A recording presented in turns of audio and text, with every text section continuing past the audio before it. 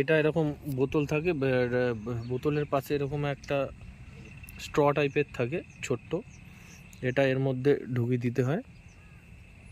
ঠিক আছে, যখন তোমরা যে কোনো জায়গায় রাস্ট পড়েছে সেই জায়গা দেবে, হালকা একটু ঝাঁকিয়ে নেবে, ঝাঁকিয়ে নিয়ে এই আমার যেমনি লকে দিয়ে দিলাম, এটা লকটা আমার ডিস্টার্ব করে।